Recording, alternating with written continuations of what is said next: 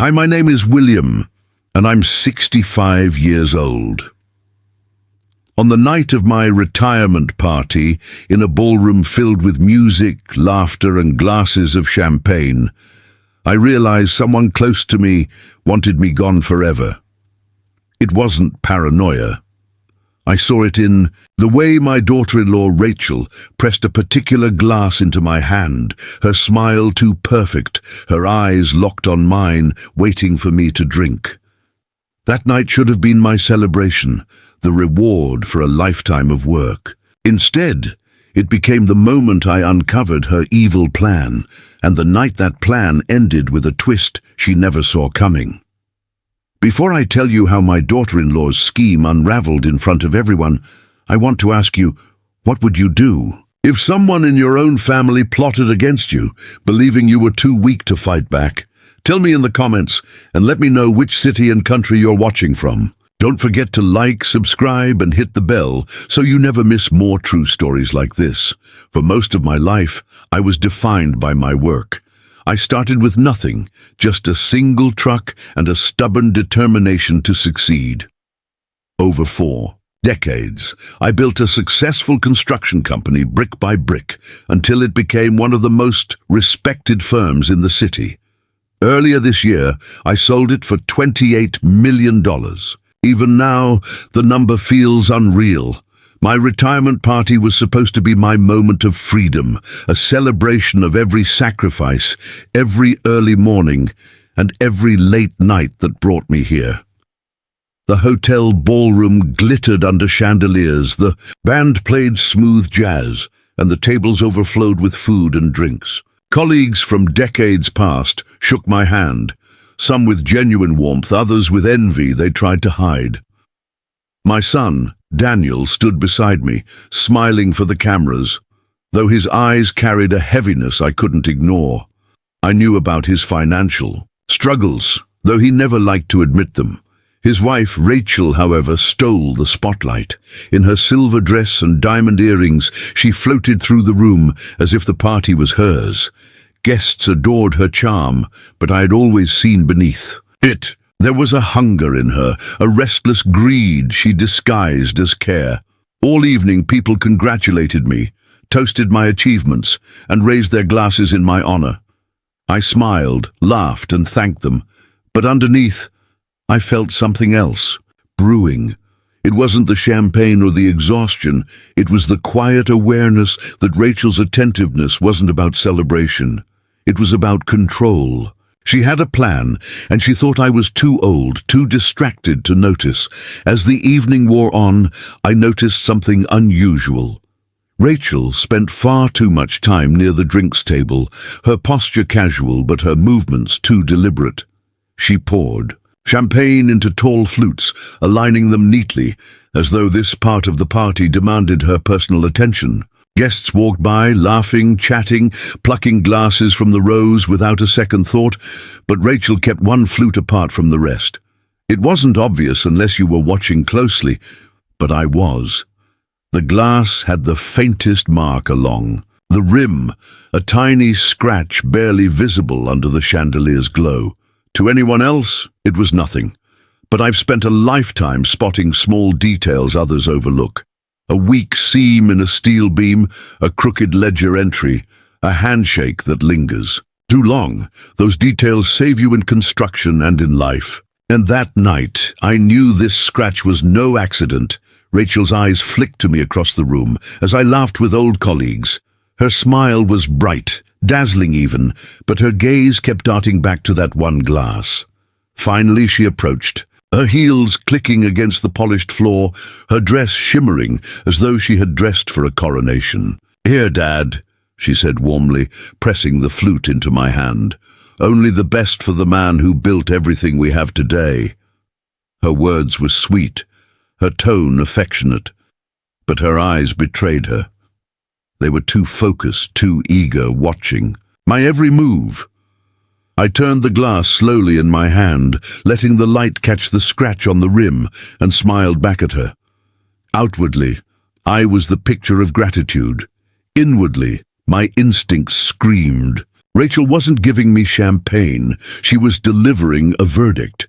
The band swelled into another upbeat number, and the crowd's laughter rose with it. Glasses clinked in cheers, forks tapped plates, and the ballroom pulsed with celebration. Rachel lingered beside me, her body angled toward mine, her eyes glued to the glass in my hand. I could feel her anticipation, the way a gambler waits for the final card. I lifted the flute casually, letting it hover near my lips. "A wonderful night," I murmured, as if to no one in particular. Rachel tilted her head, her smile stretching wider. Her excitement thinly veiled. She thought the performance was over, that the curtain was about to fall exactly as she had planned. But I had built my life on staying 2 steps ahead of storms, and this was no different. As she turned briefly, to acknowledge a guest who congratulated her on hosting such a beautiful evening, I acted. In one smooth, unhurried motion, I set the marked glass down among the others and picked up a fresh flute, its rim smooth, flawless, untouched.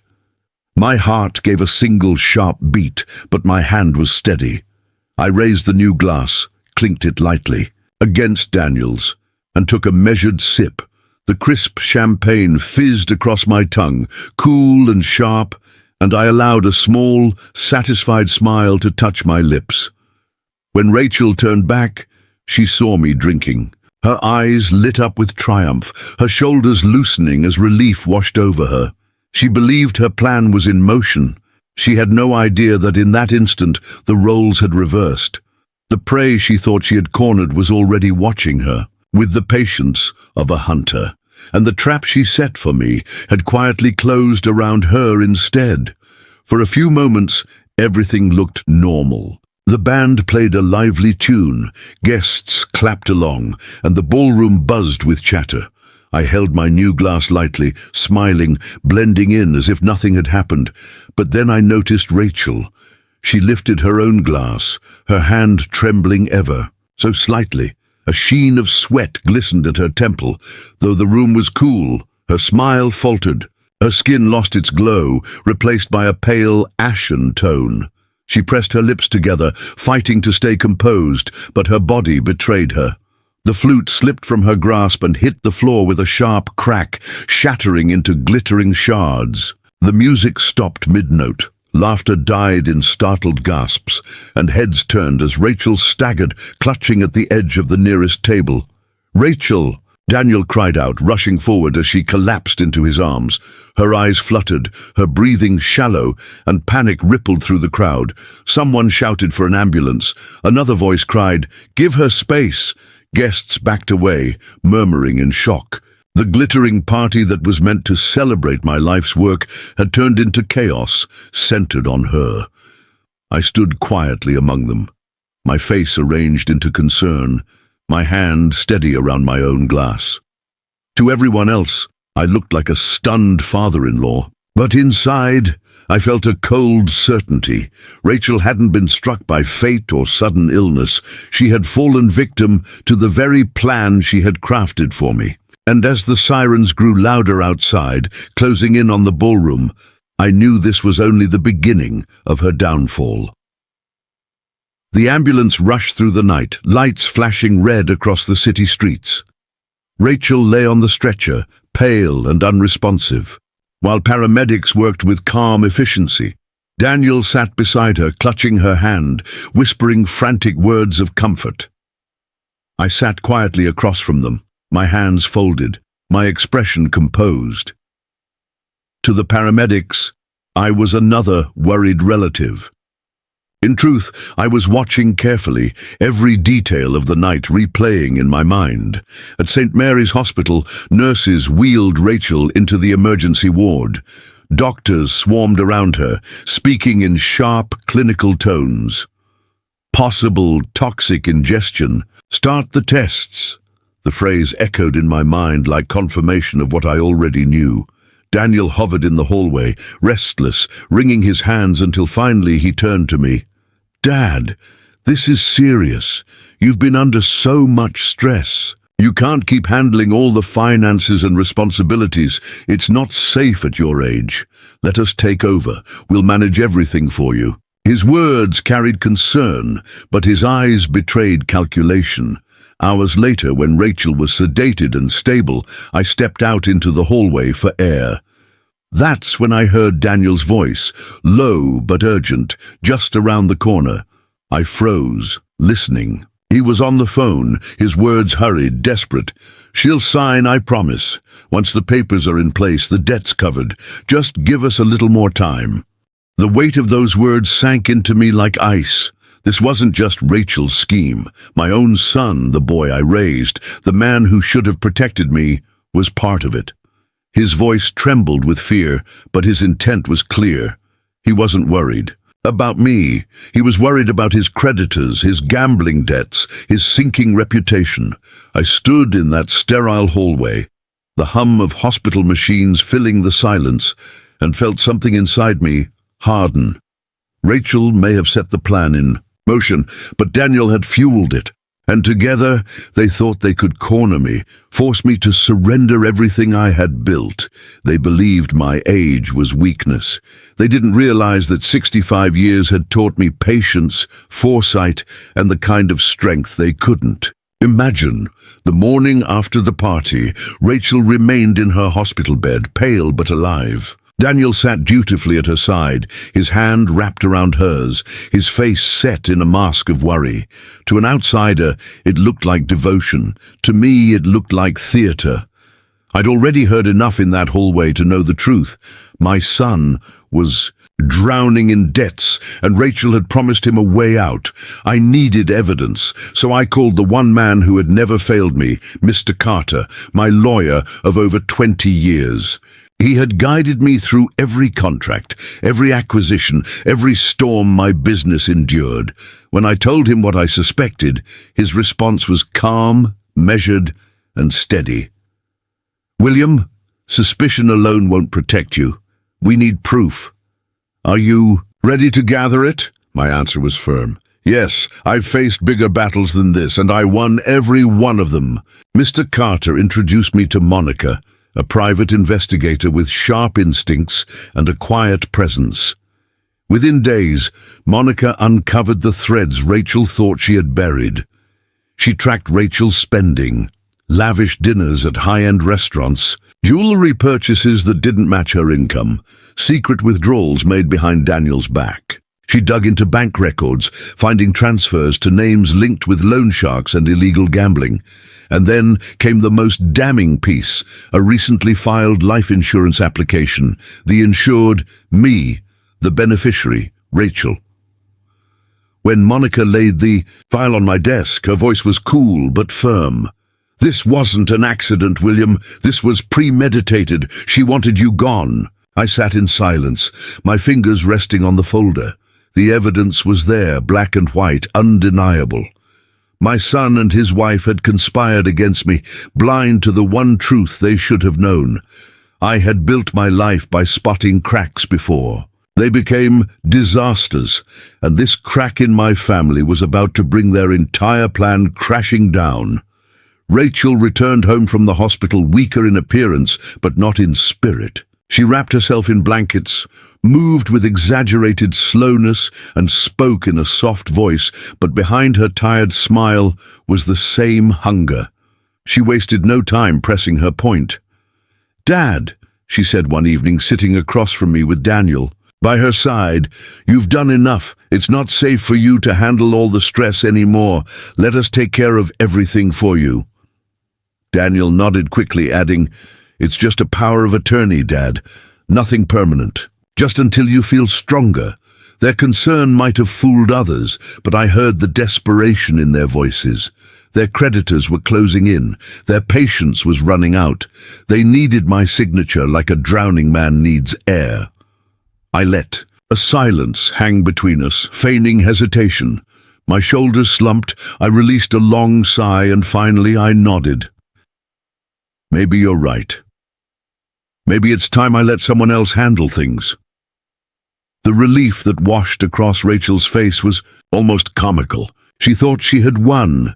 She thought I was surrendering everything I had worked for.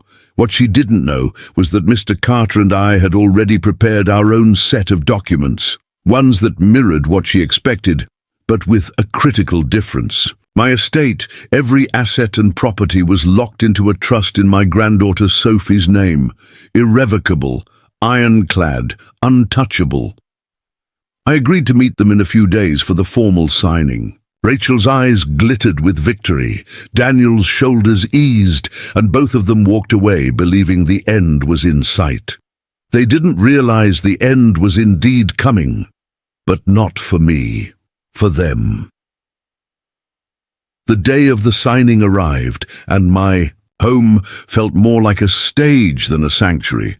I had arranged everything carefully, the documents laid neatly on the coffee table, pens lined up, and the curtains pulled back to let the afternoon light flood the room. Rachel and Daniel arrived, with confidence etched into every step.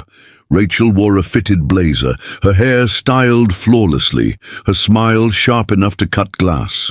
Daniel hovered beside her, anxious but hopeful, his eyes darting to the folder like it contained his salvation. "This won't take long," Rachel said sweetly, sliding a sleek folder from her bag and placing it on the table. Her nails tapped lightly against the leather, each click echoing her impatience. I sat back in my chair, calm, steady, pen already in hand. "Of course," I replied evenly. "Let's not drag this out." As I leaned forward to sign, Rachel's eyes gleamed, and Daniel let out a breath he had been holding. They thought they were seconds away from victory, but what they didn't know was that Mr. Carter, my lawyer, and Detective Harris from the local police department were waiting quietly in the next room. I signed the first page with deliberate care, then paused. "Before we continue," I said, my voice cutting through the silence, "there are some documents I think you both should see." I opened a folder of my own and slid it across the table. Rachel frowned, then flipped it open. Inside were the toxicology results from the hospital. Confirmation of a toxic substance in Rachel's bloodstream, the same substance found on the rim of the chipped glass I had handed over to police. Behind, that were Monica's findings. Records of Rachel's gambling debts, transfers to loan sharks, and unexplained purchases. Finally, the most damning evidence, a copy of the insurance policy, with my name as the insured and Rachel as the sole beneficiary. Rachel's face went pale. It's not what it looks like," she stammered. Daniel's hands shook as he tried to gather the papers, but I pulled them back, my gaze locked on his. "It's exactly what it looks like," I said firmly. And right on cue, a knock echoed through the room. Mr. Carter stepped in, followed by Detective Harris. The detective's eyes swept the scene before settling on Rachel and Daniel. His voice was calm but unyielding. "I think we should have a conversation." Rachel's mask cracked, panic flashing across her face. Daniel looked between us, his composure crumbling. The walls of their scheme closed in around them, and for the first time, they realized the game was no longer in their control. Rachel tried to rally, her voice breaking as she turned toward me. "William, please, you don't understand. We were only trying to help you. You're not strong enough to manage everything anymore. We never meant to hurt you." Her words dripped with false concern, but her hands trembled as she clutched the damning evidence. Daniel stepped forward, desperation in his voice. "Dad, it's me. I didn't want this to happen. I just wanted to protect you. The stress, the paperwork, it's too much for you. We only wanted to make things easier." His eyes searched mine for forgiveness, but I had already seen the truth written in his debts and in his choices. I leaned back in my chair, calm, composed, the pen still between my fingers. "If protection was really your goal, then perhaps you should read what I already signed." I slid another folder across the table. Rachel snatched it quickly, scanning the pages with wild eyes. Her expression shifted from relief to shock, then to rage. $1, she whispered, her voice hollow. "Yes," I replied, my tone steady. "Every asset, every cent of my estate is secured in Sophie's trust. She'll inherit it all when she comes of age. As for you, your inheritance is exactly $1. That is what your loyalty is worth to me. That is the value of your betrayal." Rachel's face twisted, her charm gone, replaced by fury. Daniel's shoulders slumped, his head bowed in shame. In that moment, the weight of their greed collapsed in on them. The empire they thought they would steal vanished in a single sheet of paper. Detective Harris stepped forward, his voice final. "That will be enough. Rachel, Daniel, you'll both need to come with me." The room fell into silence, and as they realized their carefully crafted plan had dissolved into nothing, I sat back, calm and unbroken. The predators had been trapped, and the prey they thought they cornered had walked away stronger. The days that followed moved quickly, each one stripping away the masks Rachel and Daniel had worn so carefully. Rachel was arrested and charged with attempted fraud and reckless endangerment. The image she had polished for years, the perfect wife, the charming hostess, the woman who held everything together, crumbled the moment her mugshot appeared. On the evening news, neighbors whispered, colleagues distanced themselves, and her name became a scandal. Daniel wasn't in handcuffs, but his downfall was no less brutal. His debts came to light, exposing a trail of lies and reckless choices. Business partners cut ties, friends turned their backs, and every desperate move he had made to climb out of his hole only dragged him deeper. He stood hollow, the weight of his choices crushing him in ways no courtroom ever could. I didn't attend the hearings. I didn't need to. I had already seen enough the night they tried to corner me. Instead, I spent my mornings in my garden, trimming roses, sipping tea, and breathing air untainted by their greed. Friends called, with shock, some offering pity, others praise for my strength. I listened politely, but inside I felt only clarity. I had already mourned the loss of the son I once knew. The boy who once looked up to me had been replaced by a man who valued money more than blood. When Mr. Carter visited, he asked gently, "Do you regret how it ended?" I looked across my garden, where the roses bloomed fiercely, red and proud. Despite the thorns, "I gave him life," I said quietly, "but I could never give him character." Rachel's sentence would be long, Daniel's reputation destroyed, but my dignity and legacy stood untouched. And that, in the end, was victory enough. Months passed, and the noise of the scandal faded. My name was no longer tied to whispers of betrayal, but to the strength of survival. The world moved on as it always does, but peace had returned to my home. Each morning, I walked the garden paths with my granddaughter Sophie, her small hand wrapped around mine, her laughter carrying through the air like sunlight breaking through clouds. She was my legacy, the future I had fought to protect. Sometimes, as I watched her chase butterflies or bend to smell the roses, I thought of Rachel's cold smile, Daniel's desperate eyes, and the night they tried to erase me. They had seen age as weakness. They had believed I was too tired, too blind, too fragile to fight back, but they were wrong. Age sharpens vision, experience hardens resolve, and survival is the sharpest weapon of all. I am not bitter. I am grateful. Grateful for the lessons, the strength, and the clarity that betrayal brings. My life is intact, my fortune secured for Sophie, and my peace unbroken. And now I leave you with this. What would you have done in my place? Would you have fought back as I did, or walked away? Share your answer in the comments and tell me which city and country you're watching from. Don't forget to like this video, subscribe, and hit the bell so you never miss more true stories of betrayal, survival, and unexpected justice. Because sometimes the truth isn't just stranger than fiction, it's sharper.